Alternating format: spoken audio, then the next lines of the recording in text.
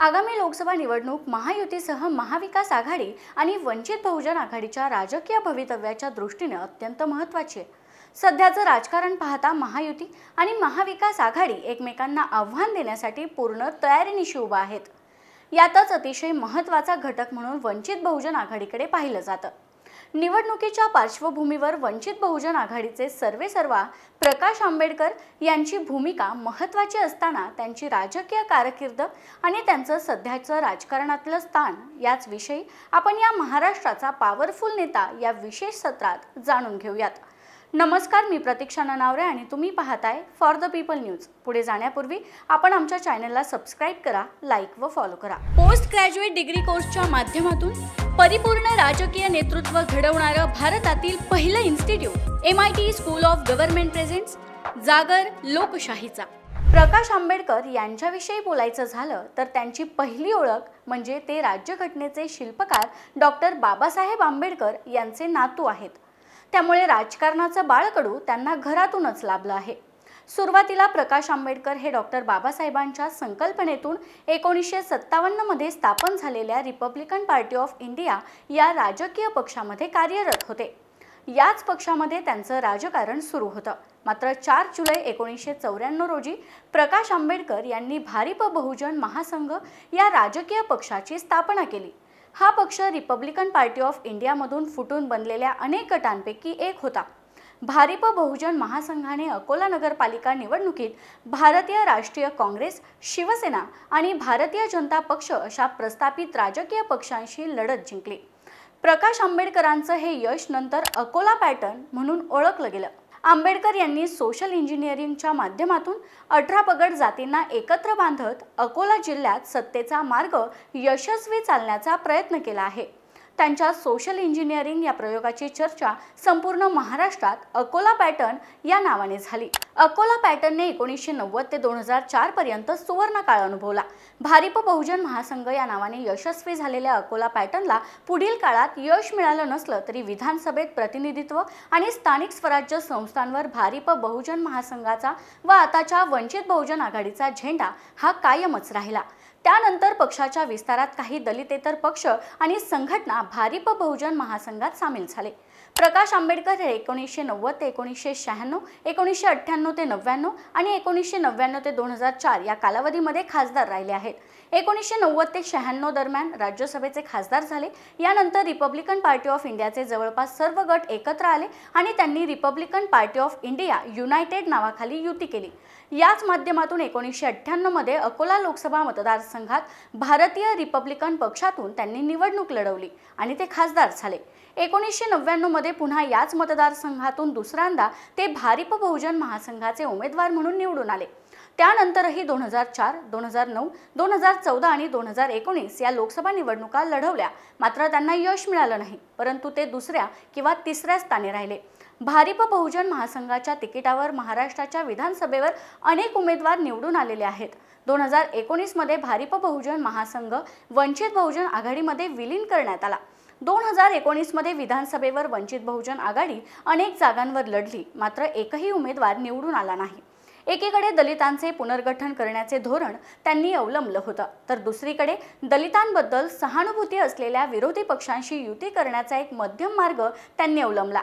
त्यानंतर नाशिक ते मुंबई असा मोर्चा काढत RPIने आपल्या मागण्या मांडल्या, ज्यात काही दलित शेतकऱ्यांच्या वतन जमिनींचे हस्तांतरण करणे ही प्रमुख मागणी होती। ब्रिटिश राजवटीच्या आधी आणि त्यानंतरही काही जमिनी सरकार किंवा समाजाला सेवांसाठी दिल्या जात होत्या। महाराष्ट्रातील अनेक वतन 1950 ते 1960च्या दरम्यान रद्द करण्यात आले। या मोर्चाला प्रतिसाद म्हणून महाराष्ट्र सरकारने एक समिती नेमली, ज्यात प्रकाश आंबेडकर हे सदस्य होते। RPIचं सर्वात मोठं यश होतं ते 1988 मध्ये, जेव्हा प्रकाश आंबेडकरांनी इतर दलित संघटनांसोबत एकत्र येऊन मुंबईत मोर्चा काढला। याचं कारणही तसंच होतं. डॉक्टर बाबासाहेब आंबेडकर यांच्या रिडन्स इन हिंदुइझम या इंग्रजी ग्रंथातील मजकुरांवरून वाद निर्माण झाला होता. त्यावेळी ॲडव्होकेट प्रकाश आंबेडकर यांच्या नेतृत्वाखाली मुंबईत रिडल्स समर्थन परिषद झाली. त्यामध्ये दादासाहेब गवई, सविता आंबेडकर, जोगेंद्र कवाडे, रामदास आठवले, राजा ढाले, नामदेव ढसाळ, रूपा कुलकर्णी बोधी व अनेक रिपब्लिकन नेते सहभागी झाले होते.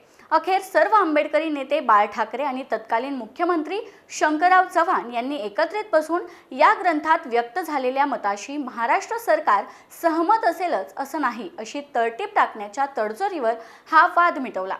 रिडल्स ऑफ हिंदुइझम ग्रंथाबद्दल हे आंदोलन असल्यामुळे रिडल्स आंदोलन म्हणून ओळखलं जातं.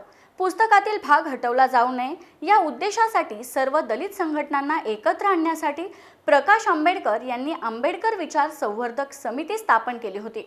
मुंबईतील दलित निदर्शनानंतर काही दिवसातच शिवसेना, मराठा महासंघ आणि रिपब्लिकन पार्टी ऑफ इंडियाचे विविध गट आणि दलित पॅन्थर्सच्या प्रतिनिधींचा राज्याच्या मुख्यमंत्र्यांनी बोलावलेल्या बैठकीत रिडल्सचा प्रश्न सोडवण्यात आला.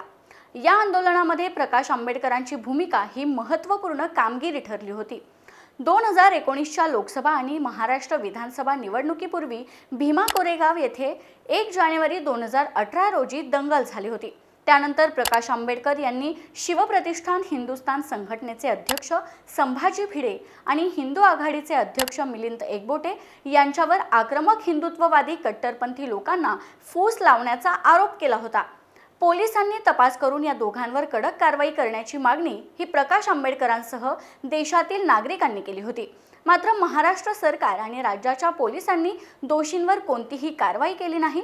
त्यामुळे 3 जानेवारी 2018 रोजी प्रकाश आंबेडकरांनी महाराष्ट्रातील जनतेला महाराष्ट्र बंदची हाक दिली.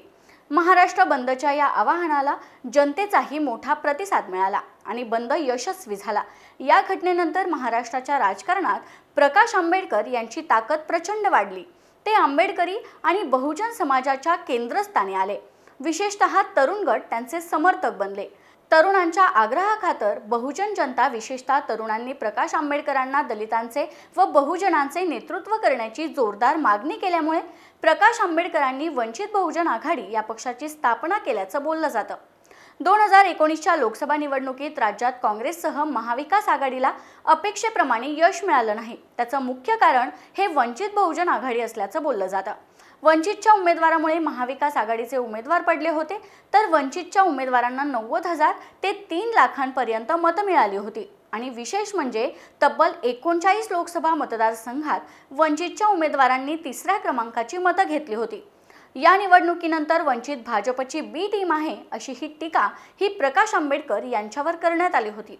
आताची प्रकाश आंबेडकर यांची राजकीय परिस्थिती पाहिली तर जानेवारी 2023 मध्ये प्रकाश आंबेडकर यांनी माजी मुख्यमंत्री उद्धव ठाकरे यांच्या शिवसेना उद्धव बाळासाहेब ठाकरे पक्षाशी युती केली होती. त्यामुळे महाविकास आघाडीत ते आहेत असंच वाटू लागलं होतं. जसजशी निवडणूक जवळ येऊ लागली तसतसं महाविकास आघाडीचा जागा वाटपाच्या चर्चा सुरू झाल्या. परंतु कालांतराने महाविकास आघाडी आणि प्रकाश आंबेडकर यांच्यात सुप्त संघर्ष सुरू झाला. त्यांच्या जागा वाटपावरून मतभेद मोठ्या प्रमाणात वाढले. शेवटी प्रकाश आंबेडकर यांनी एकटं लढण्याचा विचार केला. त्यामुळे येणाऱ्या निवडणुकीसाठी वंचितनेही उमेदवार द्यायला सुरुवातही केली आहे.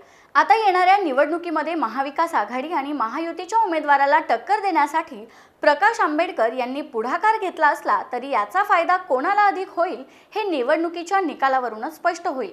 तुम्हाला सत्तेची गणितं बदलणाऱ्या महाराष्ट्राचा पॉवरफुल नेता प्रकाश आंबेडकर यांच्याविषयी काय वाटतं ते खाली दिलेल्या कमेंट बॉक्समध्ये कळवा. व्हिडिओ आवडला असेल तर लाईक करा आणि अशाच आणखी नवनवीन व्हिडिओसाठी फॉर द पीपल न्यूजला सबस्क्राईब करायला विसरू नका. धन्यवाद.